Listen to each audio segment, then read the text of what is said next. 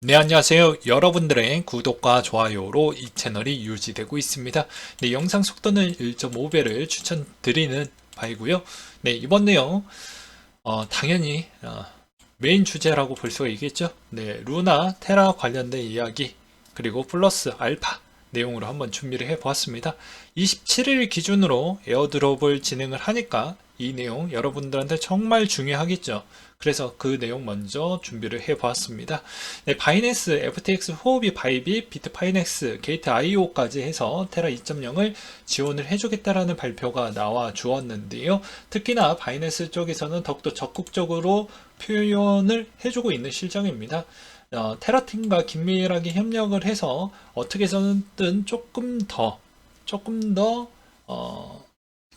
좋은 방향 쪽으로 가기 위해서 좀 노력을 보여주고 있다라는 것과 뭐 당연히 이제 바이낸스를 좀 더 안 좋게 뭐 해석을 해본다고 하면 아무래도 이제 저번에 어떻게 보면 세미나에서도 또는 여러 가지 뭐 다른 그런 자리에서도 업비트 대표가 그런 이야기를 하기도 했었죠. 저희는 100억 원밖에 못 벌었는데 저 바이낸스는 4천억 원이나 벌었어요. 아, 진짜 얌생이처럼 얘기를 하는 거 보면 좀, 좀 그렇죠. 그래서 아무래도 이제 바이낸스 입장에서는 이제 당연한 거라고 저는 생각을 합니다. 거래소가 이제 서비스를 지원을 해주는 일정 시간을 꼭 확인을 해보셨으면 좋겠어요. 일단 FTX는 27일 오전 9시부터 일단 입출금이 정지가 됩니다. 그러면 정지가 되니까 어떻게 될까요? 일시적으로 가두리가 되니 가두리가 되는 시점에서 또 어떠한 변화가 줄 수 있는 가능성도 있겠죠. 예. 그것은 각자 한번 생각을 해보셨으면 좋겠고요. 나머지 거래소들도 마찬가지라고 보시면 될 것 같습니다. 해당되어져 있는 그 시간 대비가 언제쯤 진행이 되는지 꼭 확인을 하시길 바라겠습니다. 그리고 가장 많은 질문을 들었던 게 서비스 지원 계획이 없는 거래소에다가 코인을 내버려 두면 하나도 받지 못합니다. 그리고 기존에 있었던 루나 같은 경우에는 어떤 형태로 앞으로 흘러갈 것 같나요? 라는 질문도 많이 들었는데요. 그건 아직까지 권 대표가 너무 추상적인 이야기밖에 다루지 않았기 때문에 조금은 조심스럽습니다. 그래서 자료가 좀 더 모아지면 그때 정리를 한번 더 해서 설명을 좀 드리려고 합니다. 그렇기 때문에 아직까지는 뭐 내용이 뭐 확실하게 막 딱 정리가 딱 돼서 나와져 있는 게 없기 때문에 그 점도 좀 양해 부탁드리겠습니다. 그 다음으로 국내 거래소는 기존에 있었던 루나 부분은 거의 상장 폐지 수순으로 거의 다 입을 맞춰가지고 진행을 하는 것으로 보여지기 때문에 그 점은 좀 아쉽다. 그 대신 새로운 코인에 대해서는 그대로 뭐 진행을 시켜준다라고 하니까 그 점도 기억을 해두셨으면 좋겠고요. 그 다음으로 루나 토큰 분배 정리 내용 뭐 제가 저번에도 영상을 따로 이 부분 빼서 만들어 드리기도 했죠. 나중에 참고하시라고. 이번 편에서는 그냥 요약 포인트만 집어가지고 설명을 좀 드리도록 하겠습니다.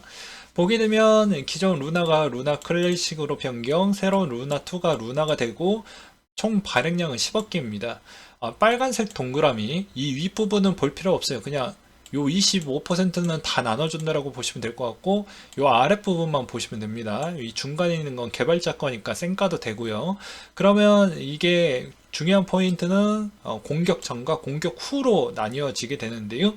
공격 전 부분에 있었을 때도 100만 개 기준에 따라서 이제 그 락업에 있는 기간이 조금은 차이가 생기게 된다. 라는 정도로만 기억을 해 두셨으면 좋겠습니다. 그래서 그 물량 부분을 여기서도 받을 수 있다라는 걸 확인을 해볼 수가 있게 되겠고요.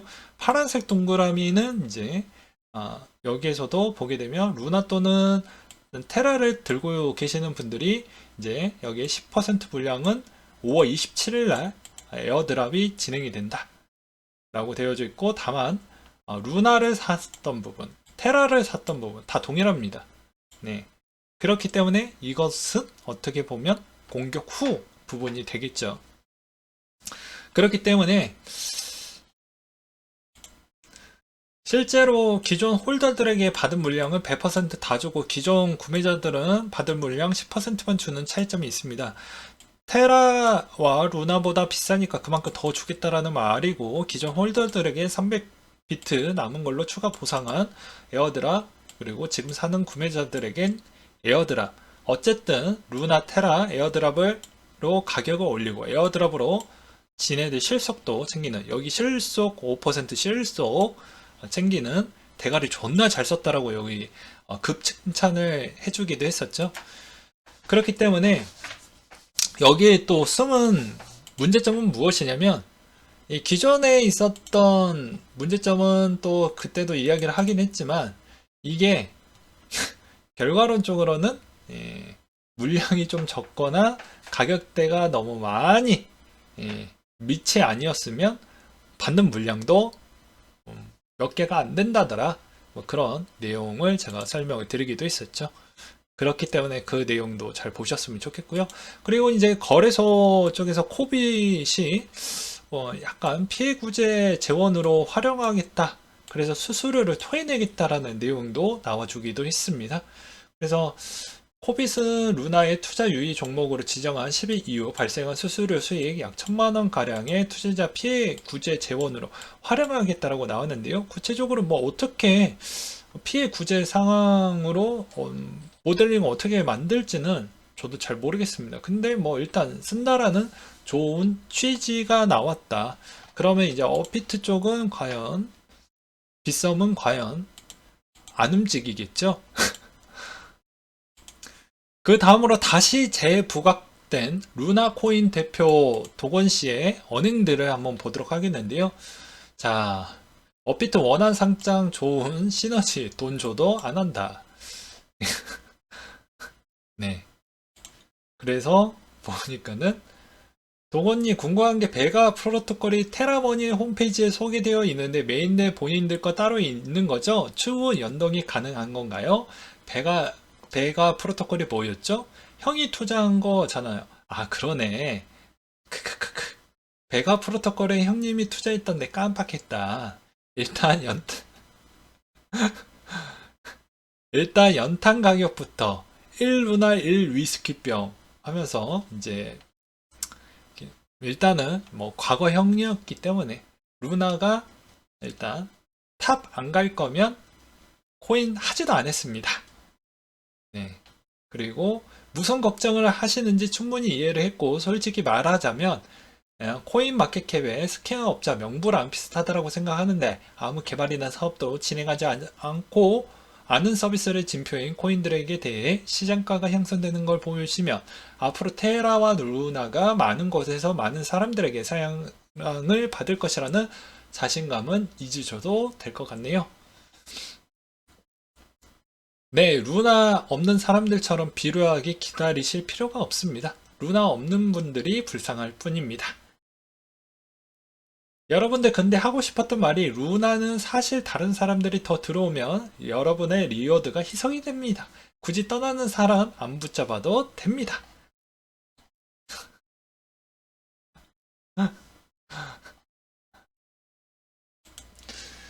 일단 이 내용은 과거 저 사건이 터지기 전에 있었던 내용 기반으로 일단 나왔던 부분이고요. 네, 그 다음으로 가장 중요한 거, 5월 FMC 의사록이 공개가 되면서 시장이 잠깐 출렁출렁 거리다가 다시 또 완만하게 안정화가 좀 되어지는 추세를 보여주었는데요. 그 이유는 대부분 위원들이 금리 50bp 인상 적절하다라는 분석이 나와 줌으로써 0.75에 따른 이야기는 다시 한번 없어졌다.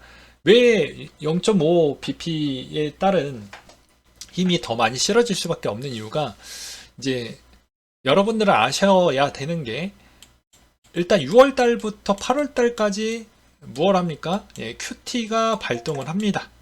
네. 실제로 이제 대조표가 축소가 되죠. 근데 금리까지 최대치로 올리면 시장이 아작날 것 같으니까 일단 요 정도로 적당하게 상황 보고 좀 조절을 하는 것 같다라는 생각이 좀 들었고요.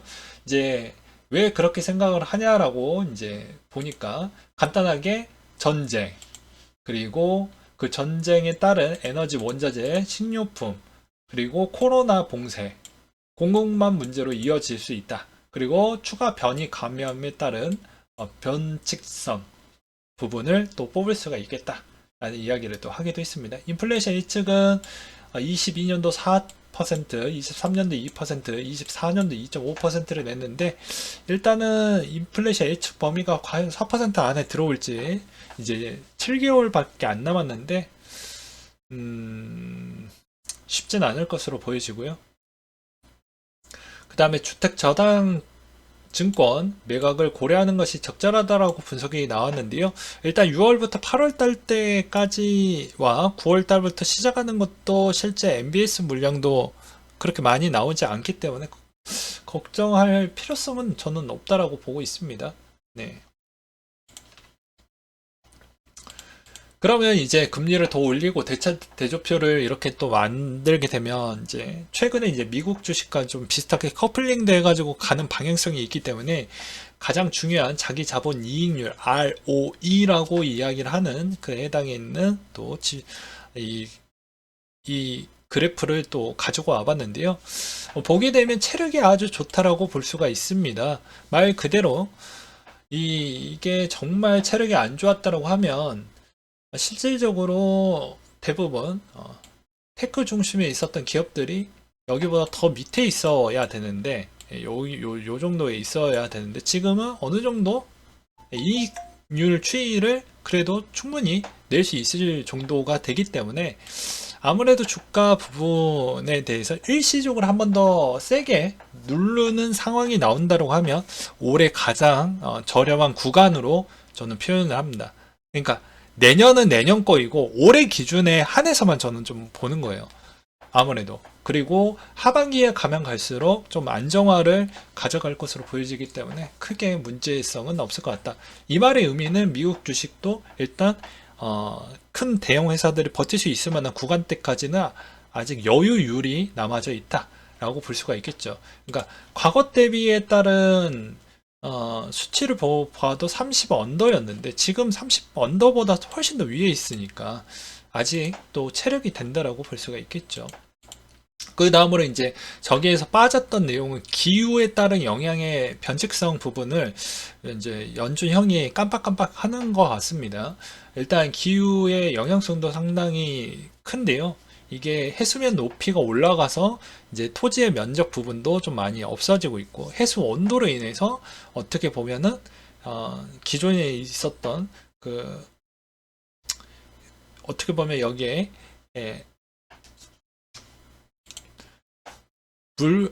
서식하고 있는 물고기들에 따른 여러 가지 문제점이 발생을 할 수가 있기 때문에 이런 점도 좀 고려를 해야 된다라는 것과 그러니까 수산물에 따른 뭐 변동성 그리고 가격 이런 점도 고려해야 되겠죠.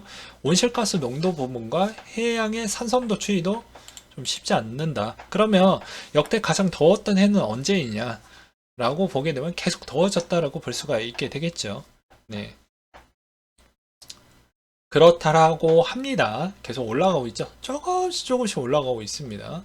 그래서 국제 밀 선물 가격 추이를 본다라고 해도 과거 대비를 보게 되면 가뭄인데 전쟁.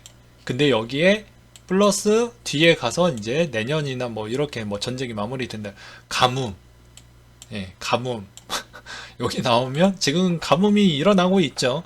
5월 달에만 봐도 뭐 토네이도가 오고 뭐 어떻게 보면은 인도의 최악의 지금 온도가 51도가 넘어갔다고 하니까요. 그래서 보게 되면 인도의 사람이 전기가 지금 들어오지 않고 수도도 이틀에 한 번씩 나와요. 냉장고에 채소들이 상하고 있어요. 그리고 영국에 뭐 저번 달에 또 54%또 올렸다고 합니다. 미쳤죠. 그래서 저는 정말 정치인들이 자국민들의 고려를 하는 것인지 안 하고 있는 것인지 그냥 희생양으로 쓰는 것인지 이런 점도 또 그렇게 생각을 합니다. 그래서 우크라이나 부분에 대해서 막 지원을 해줘야 된다라는 것도 있지만 이 지원을 해줌으로써에 따른 인플레를 잡을 생각이 없다라는 또 부분도 또 들어가게 되거든요. 예, 두 가지 카드가 같이 들어가기 때문에 뭐가 우선시인지 각자 한번 생각을 해보셨으면 좋겠습니다. 이 답이 상당히 어렵거든요. 그 다음에 이제 드디어 서서히 불어오고 있는 2분기, 중국의 2분기 충격 부분이 이제 조만간에 결과값이 나오게 되면은 2분기 중국의 GDP가 나오게 되면 또 휘청거릴 수 있다. 그리고 미국의 2분기 GDP가 나오게 되면 그냥 일단은 안 좋은 거 깔아두고 보자 라고 제가 설명을 드리기도 했었죠. 일단 중국 부분의 빅테크들이 실적이 별로 좋지 않습니다. 벌써 감원이 들어가기 시작을 했고요. 10에서 15%. 매출도 일단은 늘지 않았고 공사년도 상장 이후 최저 수준이고 수익은 반토막 이상 났습니다. 광고 매출 안 나왔죠. 게임 매출 안 나왔죠. 그리고 이것은 국내 주식으로만 보아도 딱 확인할 수 있습니다. 광고 매출 안 나왔죠. 그리고 게임 매출 안 나왔습니다. 그래서 게임에서 지금 박살났죠. 그리고 알리바바도 비슷하게 15% 가문 추이가 늘었고 음식 배달, 뭐 구베이 이런들이 뭐 적자가 나왔다. 뭐 그럴 수밖에 없죠. 뭐 상하이나 베이징이 이제 주력이고 가장 핵심 중심 도시 부분이라고 볼 수가 있는데 거기가 일단은 코로나로 뭐 힘을 쓸 수가 없기 때문에 어쩔 수 없다라고 보여집니다. 근데 이제 중국이 이제 어떻게 보면 해당 정보가 있으니까 이거 감원 못하는 거 아니에요? 이렇게 또 이제 물어보실 수가 있기 때문에 뭐라고 나왔냐면 뭐 이런 이야기가 있습니다. 고액을 자르고 신빙을 채워 넣는. 그래서 뭐냐면 1 빼기 1은 0. 재밌더라고요. 아무튼 예, 그런 형태가 이루어지고 있다라고 합니다. 그리고 러시아 쪽의 분위기를 보게 되면 외화 발행 구체에 따른 부분에 있어서 좀 최근에도 논란이 좀 많이 나오고 있잖아요. 이제 6월 달 거 부분에 대해서도 많이 언급이 나올 것으로 보여지는데요. 이게 그렇게 크게 왜 미국이 왜 이렇게 뭐 강력하게 규제하고 못 갖게 하고 막 그렇게 하는 게 왜 그런지 한번 봤더니 실질적으로 오스트리아를 빼놓고는 다 1% 내외더라고요. 미국도 쌩깔 수 있고 독일이나 프랑스, 이탈리아가 다 1% 미치다 보니까 뭐 크게 문제가 없다라고 볼 수가 있는 것이죠. 그렇기 때문에 아무래도 계속 그런 카드를 꺼내는 것 같습니다.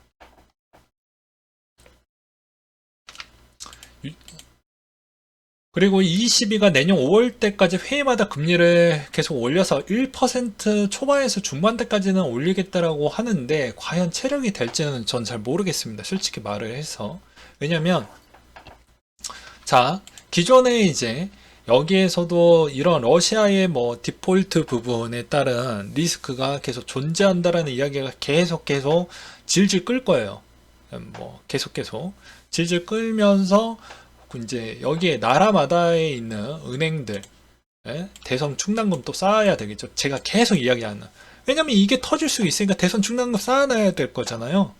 그렇기 때문에 또 금리 인상도 이제 조만간에 계속 순차적으로 한다라고 하니까 개인들 아직 체력이 안 됐던 피그스 국가들에는 관광에 있는 비중이 높으니까 그러니까 그런 것까지 하면 대선 충당금을 그 이상을 쌓아야 되는데 과연 이 부분은 쌓았다라고 해도 나머지 부분은 좀 어렵지 않겠냐라고 저는 보고 있는 실정입니다. 그리고 게임 파이 부분에 대해서도 별로 좋지 못하다. 전년 동기 대비 194% 증가를 했는데 시즌 대비 40%나 감소를 했다. 그러니까 저 중국에서 보아도 텐센트만 보아도 알 수 있죠. 국내 기업에 있는 게임 회사의 실적만 보아도 알 수가 있죠. 그렇기 때문에 녹록지 못한 환경이다 라고 보시면 될 것 같고요. 바이낸스가 카자흐스탄하고 파트너십을 맺었고 지역센터 설립 등을 논의하고 있다고 합니다.